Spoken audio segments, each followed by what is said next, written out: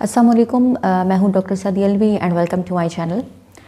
आज हम एक बहुत ही ज़रूरी चीज़ के हवाले से डिस्कस करेंगे, वो है प्लेसेंटा।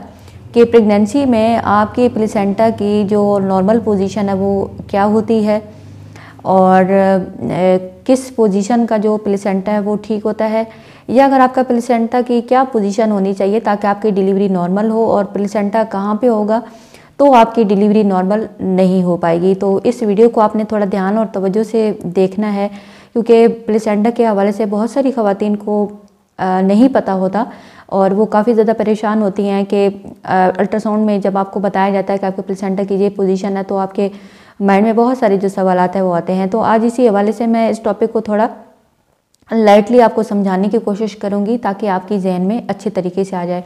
तो प्लेसेंटा जैसे कि हम आम ज़बान में आंवल भी कहते हैं, तो इसका बहुत ही अहम जो है वो रोल होता है, क्योंकि प्लेसेंटा की वजह से बच्चा जो है वो खुराक ले पाता है।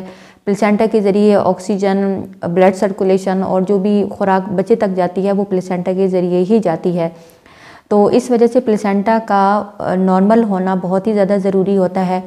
एक अच्छा और नॉर्मल प्लेसेंटा होना आपकी नॉर्मल प्रेगनेंसी की निशानी है। तो अब हम ये देखेंगे कि प्लेसेंटा जो है वो कहाँ पे होगा तो आपकी जो प्रेगनेंसी है वो ठीक होगी या नॉर्मल होगी। सबसे पहले जो प्लेसेंटा की जो सबसे जो अच्छी और जो नॉर्मल पोजीशन होती है वो ये होती है कि वो टॉप पे होता है। मतलब कि आपका फ़र्ज़ करें कि ये आपका बेबी का हेड है, तो जो आपका प्लेसेंटा है वो आपके यूट्रस के ऊपर वाले हिस्से में होता है और जिसे कि हम नॉर्मल प्लेसेंटा कहते हैं। तो अगर आपका प्लेसेंटा आपका यूट्रस के निचले हिस्से में है तो वो नॉर्मल नहीं है। यूट्रस नीचे होता है और प्लेसेंटा ऊपर होता है।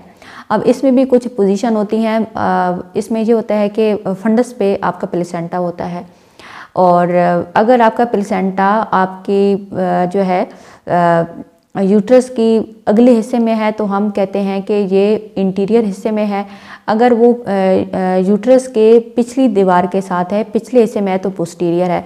तो प्लेसेंटा इंटीरियर और प्लेसेंटा पोस्टीरियर का होना कोई इतना बड़ा इशू नहीं है। मीन के यूट्रस की अगली दीवार के साथ भी प्लेसेंटा हो सकता है या पिछली दीवार के साथ भी हो सकता है, जो बिल्कुल नॉर्मल है।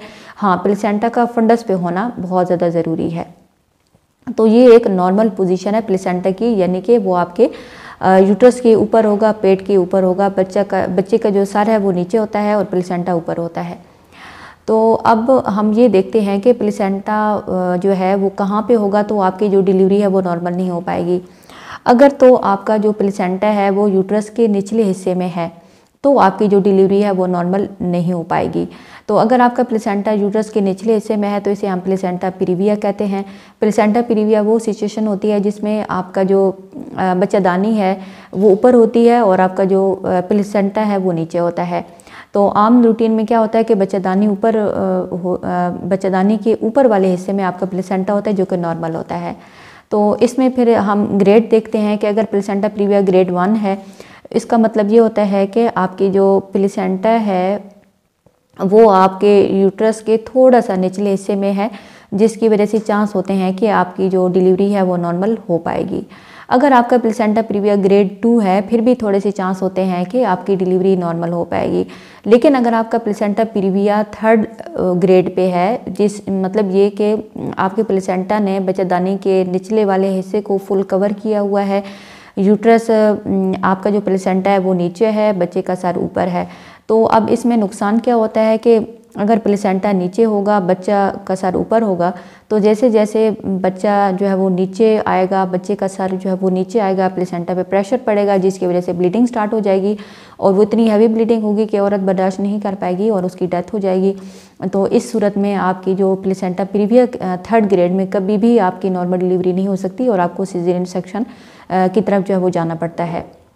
तो अगर आपका जो प्लेसेंटा है वो इंटीरियर है और वो फंडस पे है तो भी नॉर्मल है। अगर आपका प्लेसेंटा आपकी मतलब कि बच्चादानी के ऊपर वाले हिस्से में है और वो आपकी यूट्रस की अगली या पिछली दीवार के साथ है तो भी बिल्कुल नॉर्मल है। लेकिन अगर आपका प्लेसेंटा जो है वो आपकी बच्चादानी के बिल्कुल निचले हिस्से में है, प्लेसेंटा प्रीविया जिसे हम कहते हैं, तो फिर आपकी नॉर्मल डिलीवरी नहीं हो सकती।